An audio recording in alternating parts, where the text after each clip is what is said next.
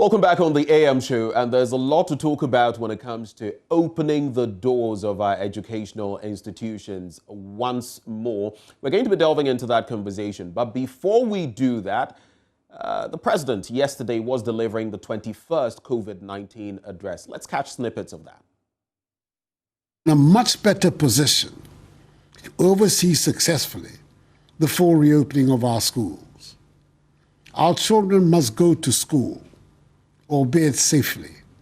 We are satisfied that in the current circumstances, the reopening of our schools is safe. So from 15th January, our children in kindergarten, primary and junior high, in both private and public schools, will be back in school. All SHS 1 students will start classes from 10th March, with all his students embarking on a single-track academic calendar. Their seniors in SHS 2 and SHS 3 will, however, return to school from 18th January. I must stress that SHS 3 students in all schools, like SHS 1 students, will no longer run the double-track system. The expansion of infrastructure at the various senior high schools over the last 3 years has brought us to this favorable situation. However, the double-track system will still be applicable to SHS 2 students in schools that are employing it. Students in universities and other tertiary institutions are to be in school from Saturday, 9th of January. Prior to their return to school, government through the Ministry of Education and the Ghana Education Service will ensure that all institutions, public and private, are fumigated and disinfected. Schools and institutions with their own hospitals and clinics will be equipped with the necessary personal protective equipment and have isolation centers to deal with any positive cases. All other schools and institutions without their own clinics and hospitals have been mapped to health facilities. There will be, for now, no mass gatherings and no sporting activities. However, religious activities for students at school under the new protocols will be permitted. Social distancing and the wearing of face masks must become the norm in our schools.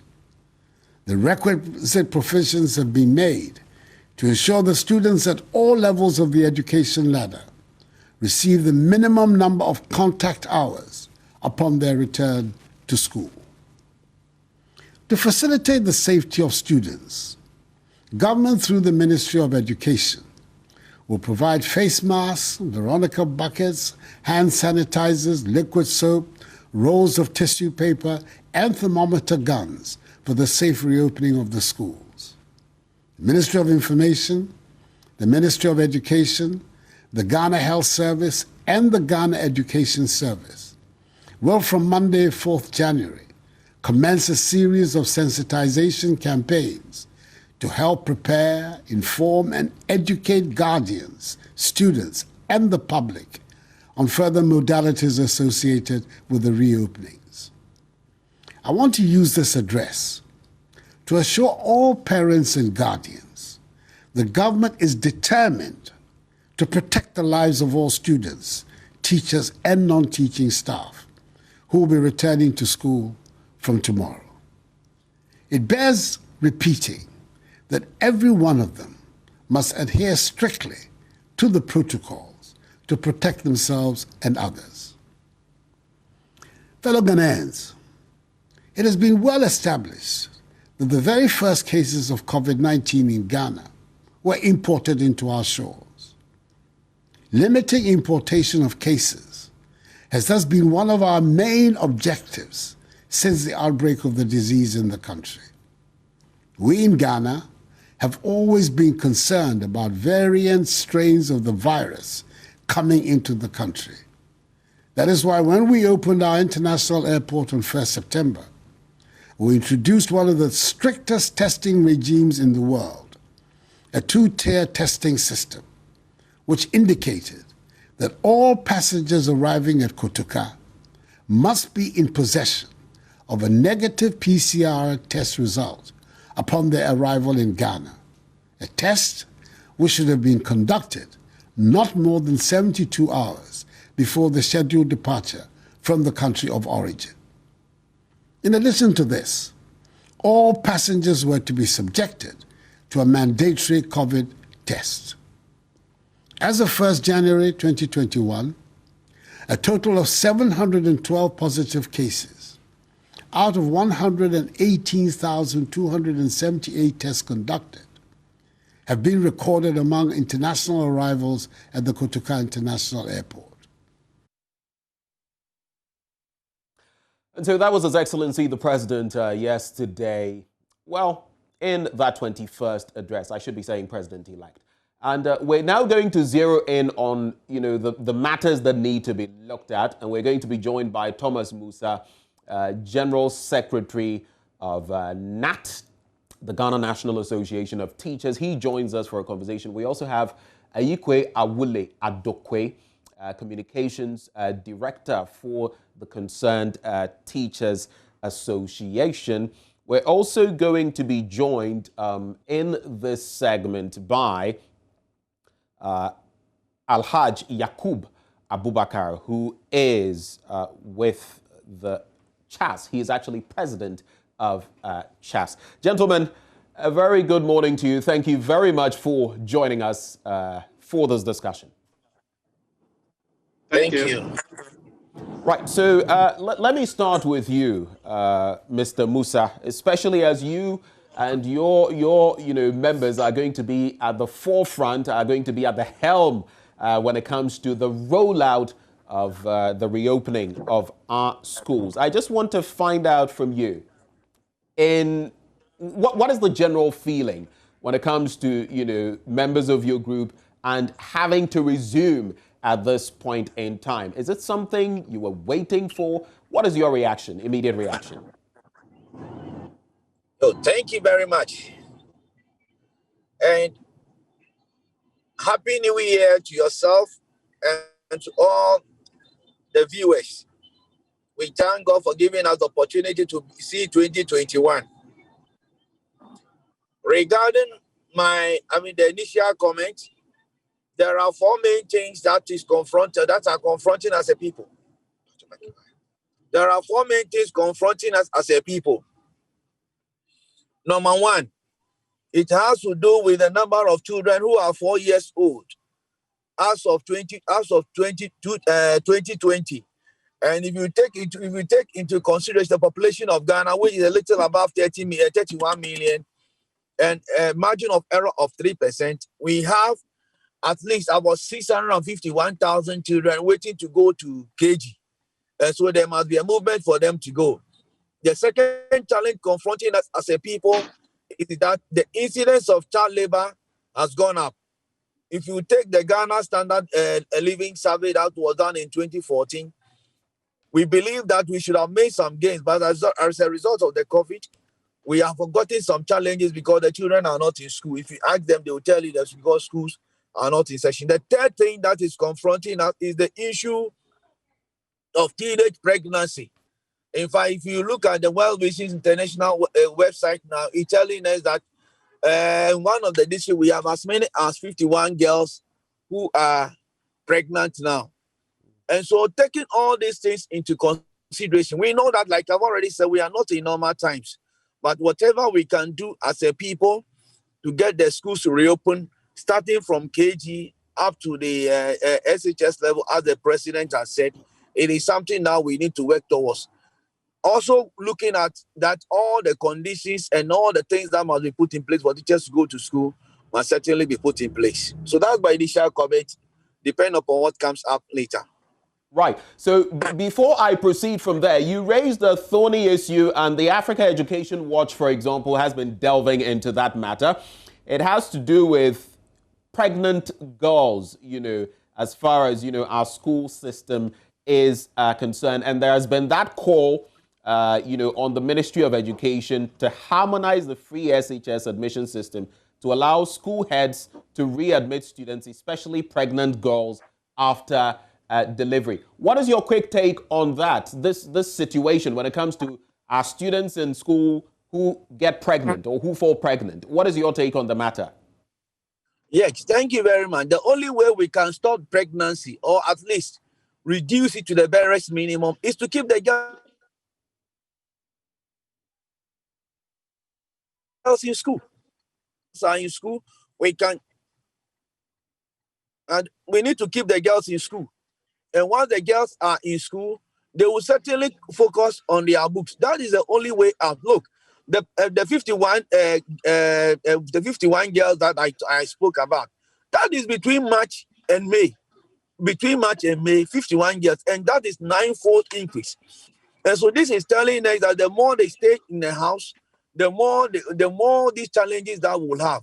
But like I've said, we need to put the necessary measures in place to get it done. So we need to do everything to make sure that we return to school and protect the future of these girls and young ones. Now, to wrap up on this point, before I move to Mr. Adokwe, again, your teachers are going to be at the forefront. His Excellency has mentioned that there are going to be provisions made when it comes to equipment at the schools, hygiene equipment and the rest. But what exactly are the requisites as far as NAT is concerned, your teachers are concerned? What are you looking forward to having as you approach this new cycle in the reopening of schools? Now, when there are 4 levels to this. The first level is what the president has done. The second level is what the ministry will do. And the ministry is here to get these things done. The third level will be the agency to get the implementation going. And then the last level will be the operatives. That is the districts and the circuit levels, and particularly the enterprise level, that the schools, to get it done. So once the president has spoken regarding the details of the whole thing, that will be done at the ministerial level by the minister and the ministry. And once that is done, it will get to the Ghana Education and get to the JHS. And at that, when you get to the ministry and the JHS levels, that is where the nitty-gritty, the details of it will have to be looked at. For example, the protection of the children, the contact hours, the COVID-19 protocols, and all other things that must be taken into consideration, the duty bearers, among other things. That is the level where all those things will be taken on board. And I have heard people who are complaining, raising issues about that, about the KG and all those things. Right. Now, Mr. Adokwe, I know you're still with us as well. As we go, yeah. Yes. Were you offering some wrap-up points? Because I thought you had landed. But if you haven't, please wrap up.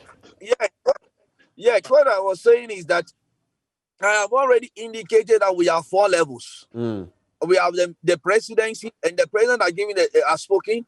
The ministry will give the guidelines. The JHS will take up the implementation level, being the agency. Then the operative will do the implementation. And once it gets to both at the ministry and the JHS levels, the necessary inputs and all the guidelines will be developed there to help us see how this thing could be implemented in the best interest of the child, as indicated in the Children's Act, and also the best interest of teachers who will be at the forefront of getting this thing done. Right. Mr. Adokwe, let me come to you here, the concerned teachers of Ghana. We know that in Europe, more and more countries are returning to a lockdown situation. In Japan, a state of emergency has been, contemplated. When you come here, pardon my playing on words, but what are your concerns as the concerned, teachers of Ghana with regard to the reopening of schools? What are the valid issues that you're looking at? Thank you very much, and good morning to all your viewers. Onupa Mingabwe Musa Afi. And greetings to all teachers in Ghana. Now, definitely there are issues. We are not in normal times. The academic calendar has also changed. Definitely, you realize that we were in actually the second term when you come to the basic schools, when the lockdown came in and the children were barred from going to school. And they've been in the house for more than 9 months now. But actually, per the directives that have come, we know that it means everybody is going to be pushed automatically. So they are moving straight to the new class. So if somebody was supposed to be in class 2, then the person is moving to class 3. And at the end of the day, there is a gap that we've got to fill. And the most difficult aspect of it is that the children have been in the house for a long time. Some of them have become rusty. And as my brother have said, teenage pregnancy, truancy will be a thing that will surely increase. Some of the children wouldn't even feel like going to school again. Some of them, especially the KG, they'll be crying. They'll think that there's nothing like school again. And I think all these things are problems that teachers ought to work very hard to overcome. At the end of the day, we shouldn't also forget the pandemic. The way it started, everybody, we were all shaking in one way or the other. At the end of the day, there was some partial reopening of schools, and it serves as a point, something that we can step on and know the way forward. And I think these things should be an example to us so that we'll put the various structures in place and then ensure that we have a very free, safe environment for the children to learn. Some schools are already overcrowded. It is an issue. If there's going to be the normal social distancing, as we've said, it means all the children cannot be in the same classroom. Because if we are also going to admit new entrants, that is, some children are now 4 years old, they have to come to preschool. And it means we have to think about, is it going to be a shift system? Are they all going to be in the classroom crumbled, 60, 50 in the same classroom? We have to think about all these things, but I don't want to jump the gun. Definitely, the president has spoken. There will be stakeholder consultation. I know JHS and Ghana Education Service will come in. We'll sit down and look at all these things. And are we even going to rely basically on the normal way of teaching and learning, or we are going to move into the realm of some sort of virtual digital literacy here and there? And the computers and laptops promise teachers, are they going to come in? So all these things must come in so that it will not be a normal school system where they come in, they sit from 7 to 3 or 4 o'clock before they go home. All these things must be considered. Are they going to be spaced in the class? Are they going to be social? All these things are things that we've got to sit down and talk about. Now, talking about those considerations, and rightly so, and again, making mention of stakeholder engagement, my only concern here is, shouldn't that have happened before we even, address the nation talking about the reopening of schools and all of that? We're in January, and as early as the 18th and even the 9th, some of our students are going back to school. So this stakeholder, engagement that you speak of now, don't you feel it should have happened already? Thank you very much. I think there have been previous stakeholder engagement when there was the partial reopening of schools for the final years to go and write the examination, and then the second years in both the JHS and the senior high schools also were asked to go to school. And all those things were being done so that it will serve as a way of a learning point, so that we see how we can manage the larger body. So I think it is in steps. The president has spoken. He is the president. We cannot blame him for that. But it is expected that the Ministry of Education and Ghana Education Service will thus come in. And based on what we've done previously for the final years, and then the second years now going to the third year, I think we can stand on that and build on that. And then I think it will be okay. Right. Let me also acknowledge that we have joining us Professor Alfred Yorson, public health physician and head of community health at the University of Ghana Medical School. Prof, I'll be getting to you shortly, but thank you very much for joining us. Prof, you would have to unmute. I think your Zoom feed is still muted, so please unmute for us so we can hear what you're saying beneath that beautiful smile. Thank you for having me. Good morning. Good morning. So just hold on there for us. Now, I would also like to come to Alhaj Yakub Abubakar, who is president of CHAS, on the same development. We're going back, and indeed we know that we are not, it's not a unique situation we have on our hands. Kenya, students are going back to school today, and in other parts of the world as well. But in our case, are we ready for this, especially from the standpoint of teaching and learning? Are we ready for this?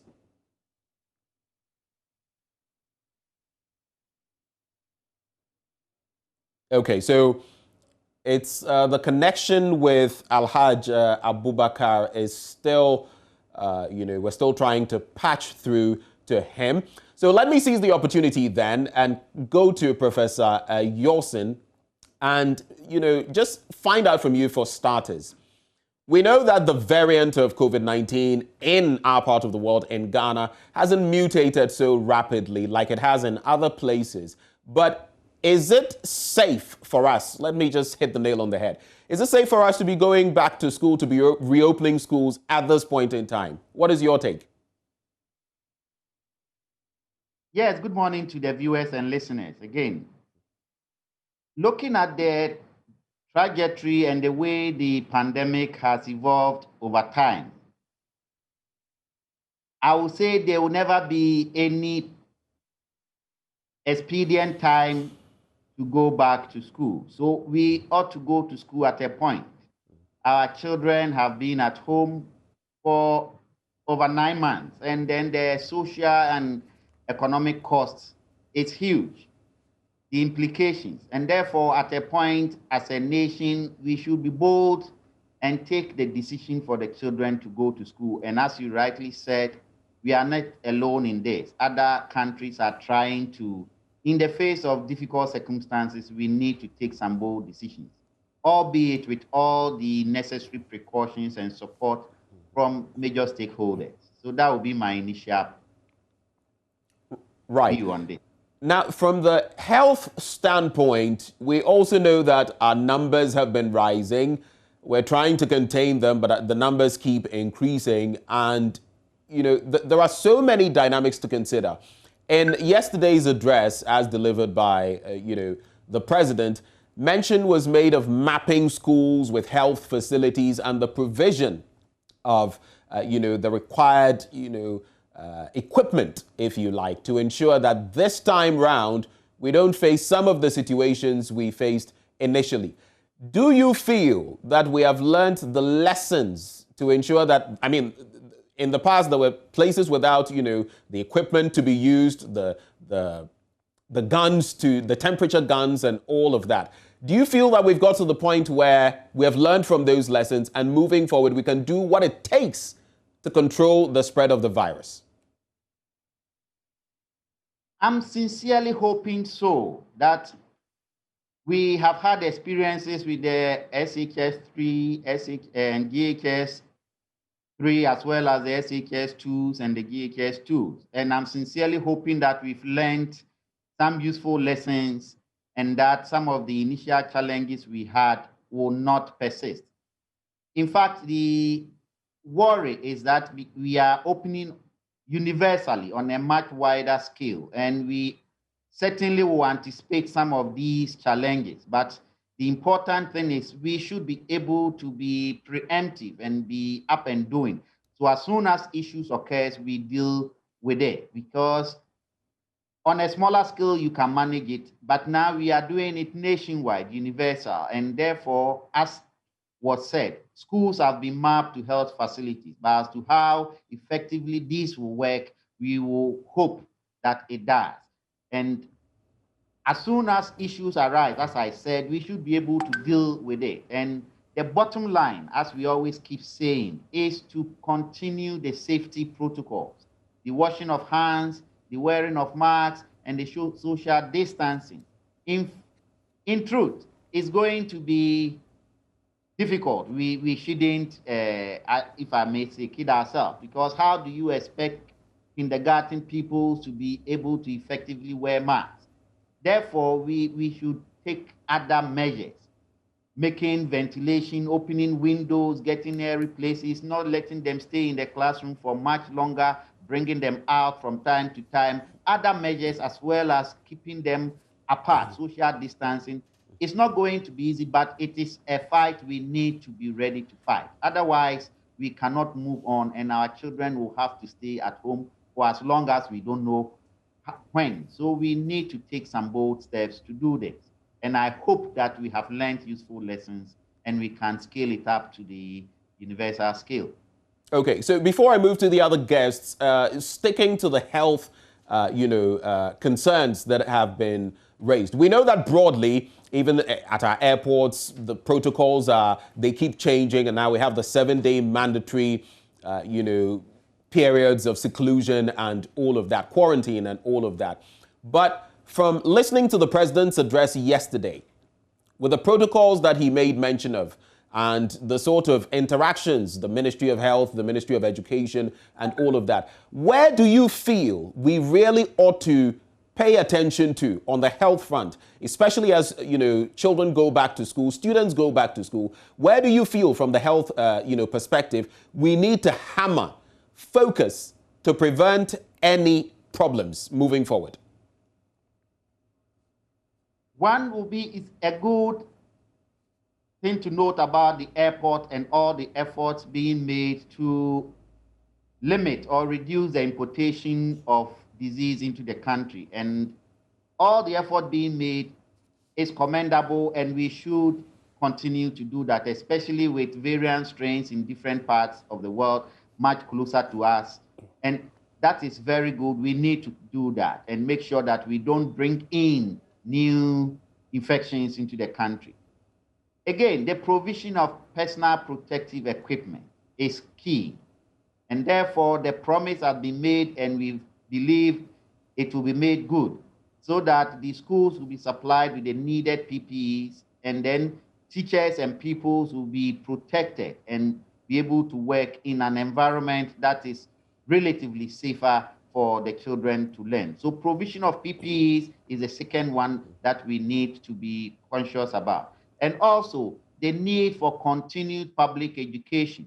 Now that we are planning to reopen, there should be the increase in the risk communication strategies, targeting parents, targeting wards, guardians, targeting teachers, PTAs, and all stakeholders in education. It's key that we educate children right from the home to know what they ought to do, and then the teachers can complement it when they get to school. PTAs should be supportive of all activities of the schools as well, and all stakeholders, because we need everybody and everyone on board to maintain the safety environment that we require for learning to take place. The mapping of the school facilities to the health facilities is also key. We need to make sure that, touch wood, should something occur in a school, it can readily be dealt with. Those who need to be quarantined will be quarantined. Those who need to be tested, the facilities will be available to get them tested, so that we can limit the spread of the virus among such youthful and population and young children. They per se may not suffer the severe consequences, but they act as a reservoir, they act as a transmission source, and that's where we should be careful about. They may, if they get infected from school, may bring it to their homes, parents, grandmothers, grandfathers who are more vulnerable, and that's where we need to pay particular attention to ensure that when, as parents, children come back from school as well, we ensure all the safety protocols at home as well, not only in school. While we continue the public education and engagement, make sure that things are done right as expected everywhere and at every level. Right. Thank you for staying with us, Prof. And don't you go yet. Let me come now to Mr. Musa, because another matter of concern has been the track system, single track, double track.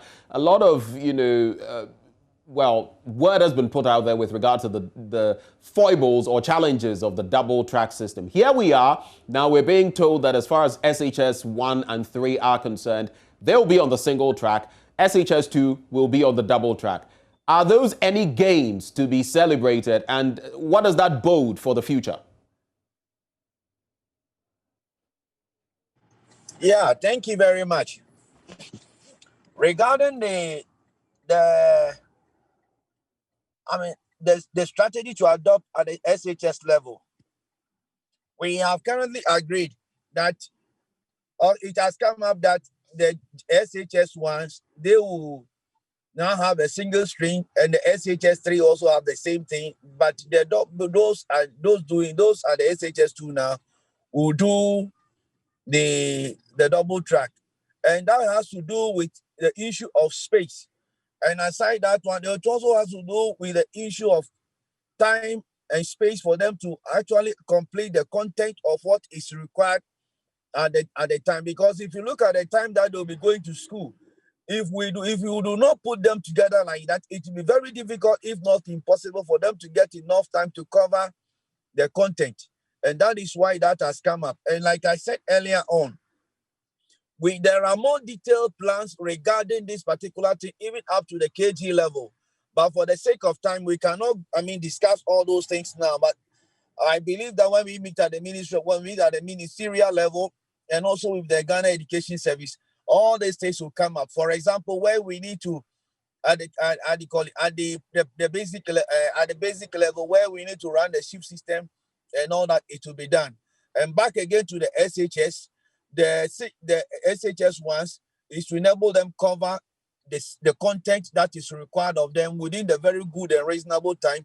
And SHS3 also is to enable them prepare for the exam. One of the key things that has informed this particular thing is that, if we could recall, we have already lost second and third terms of last academic year. Thank God we were able to, as for the second term of last year, we were able to cover it, but we lost the whole of third term and we lost the whole of first term last year. And once we have lost these two terms, we need to ensure that those in the first year now have enough time to cover that particular time, those two terms, and also those in the final year now, they're also going to write the exam, and they need more time to get it done.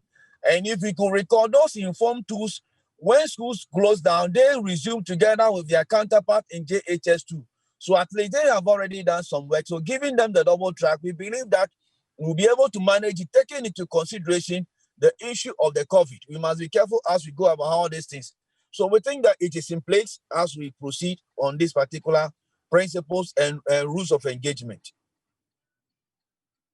Even in some of the views of our, viewers, I should say, our audience, who have been sharing some concerns in posing the next few questions to you. Now, this one, for example, comes through from Ablade Fiakumazongo Takrade, who talks about, getting kids back to school being a good thing, but the reopening, well, he would have wished that the reopening would have been pushed to the end of January. Is it too little too soon, or is the timing apt, like Professor Yawson would say, that we had to open up at some point in time? And as you answer that question, Mr. Musa, I would want you to address term lengths, for example, because now that comes into the picture. How long is the term going to be? Even at the tertiary level, we see some going to, back to school for only 6 weeks. What are the key issues to contemplate there? Yes. When I started, I indicated that there are 4 levels to this. The president has spoken. We have the ministerial level, where the guidelines will be developed or will be updated. Then we have the GS level. This particular time will have to do with the issue of the contact hours and the duration. And all those things will be determined. For example, when it came up, we are looking at where the children will do not more than 4 hours. So normally the children could have gone, they will go to school at 8 a.m. and close 2 p.m. But as things are now, if they go to school 8 a.m., we do not expect them to go beyond 12 noon.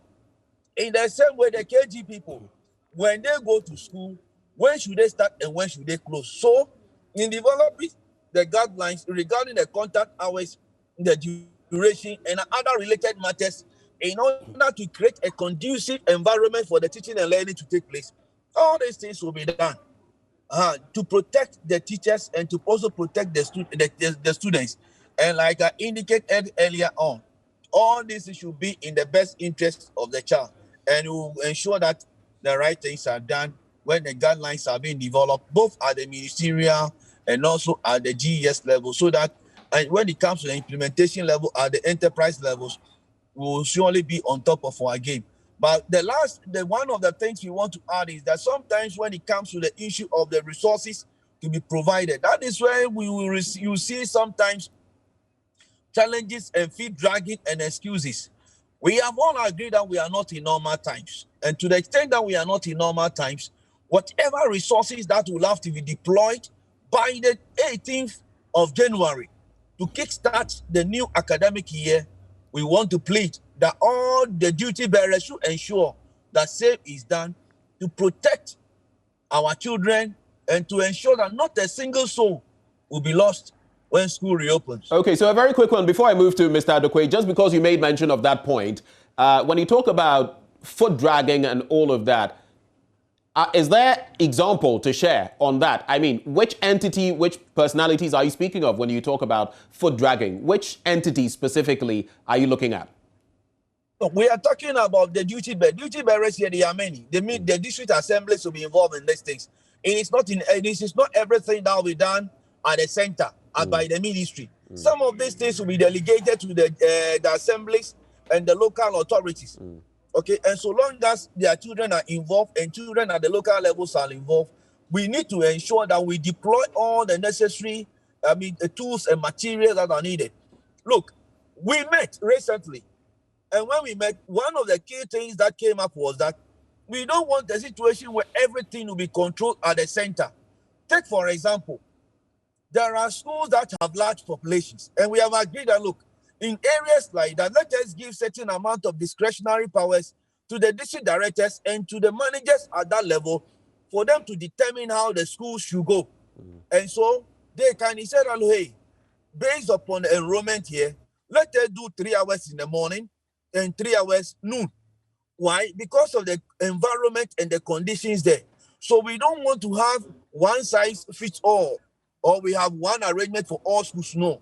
So depending upon the district where you are coming from and depending upon the challenges confronting each of the districts or the specific location where the school is, there should be, we want to create more rooms for local arrangement to be made such that the situation and the demand of that particular area will be contained. And these are things that we have actually drawn attention to, and we have been assured that all these concerns will be taken. And thank God that this particular week, at least the top management of the Ghana Education Service will be meeting somewhere tomorrow, and all these things will come up, say. Right. Mr. Adokwe, a very quick one here. Now, these are some concerns that have also been shared with us by some of our viewers.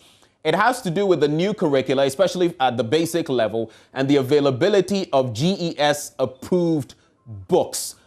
What do you know about that you can share with us this morning? Have the necessary arrangements been made as far as that is concerned? Thank you very much. I think at the basic school level, talking about preschool to class 6, the Common Core program took place more than a year ago. So I think the last academic year, there was the introduction of the new curriculum and the new system of education. So we've been taking them to, but it came without textbooks. But I think NACA made it known that the textbooks are now ready, although we've not been to school to verify whether it is really ready. But we believe that for the basic school level, that is from preschool to primary 6, it should be ready. But there's a problem. Those moving from class 6 to JHS 1 now, they also have to continue with the new curriculum. And I think there've been 1 or 2 hitches at the training program for the Common Core program that was being held, and it has been postponed. But we know it will resume, so that at the end of the day, that Common Core program can also be implemented at the junior high school and even the senior high school. So those who will be going to senior high school Form 1 and junior high school Form 1 will also start with that program. So we are hoping and believing that by the time we resume, hopefully 15th, 18th of January 2021, the books will be ready. Now, talking about preparations, there also was that, stopgap measure when it comes to the provision of hot meals for students. Of course, this may not be something that you have, a lot of knowledge about, but is that something that you feel if it were continued, now that we are continuing, for example, with free water and the rest for lifeline customers, Do you feel that is something that ought to be continued even as we battle COVID-19 to propel students to go back to school? Definitely, if it is worth doing, then it could be done.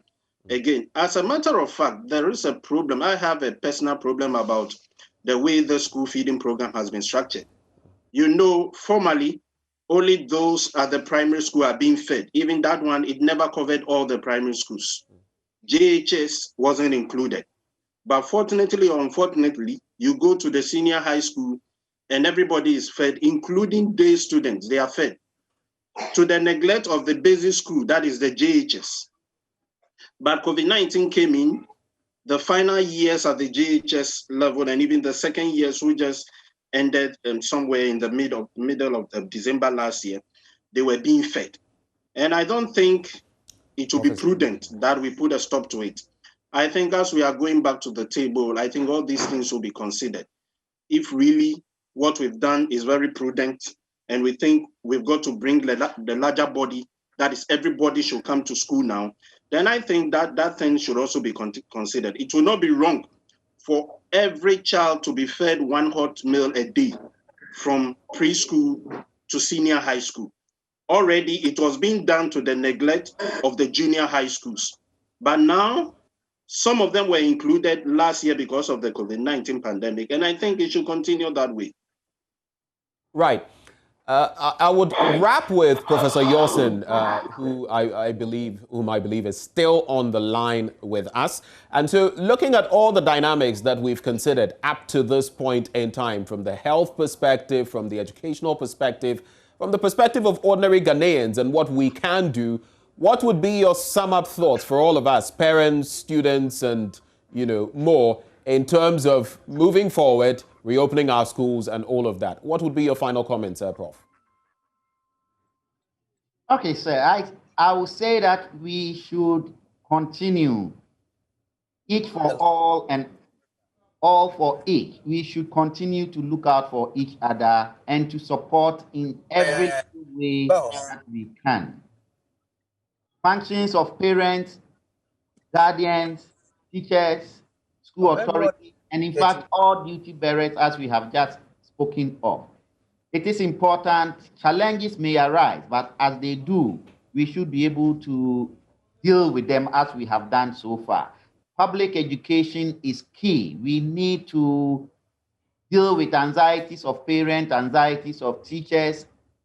It's important that we communicate and we make sure that people are comfortable, and there is no other way. We need to get the children in school, and those whose responsibility it is to provide the PPEs ought to do that so that things can run smoothly, while we continue with all the national effort to limit importation of disease, to trace cases, get them treated, isolated if we have to, and get the system running.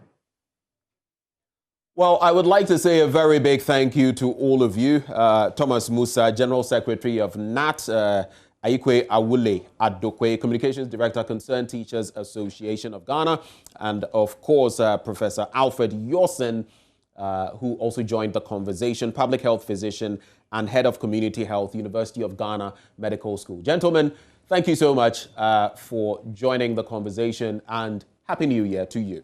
Now, I'll quickly take just a few of your messages before we move on and talk about the NDC parliamentary members' blues.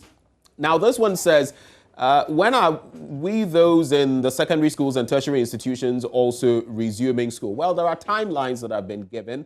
And as far as tertiary institutions are concerned, some are starting teaching on the 18th, the 9th, which is the official dates there. I saw a message earlier about... So I think I saw one with regard to whether the students, they'll be rolling over. So if the person was in class 2, is the person now starting class 3? Well, that is part of what we've heard. The application is what remains to be seen. Maybe this final message for now as we move on. And it says, good morning to you and your panelists. I think whatever it is, the children need to go to school now. Let's try the arrangement made for now. And that is King Gecko, who has come up with that message. So the show continues from here, but we're going to take a bit of a breather. When we come back, more right here. Do stay.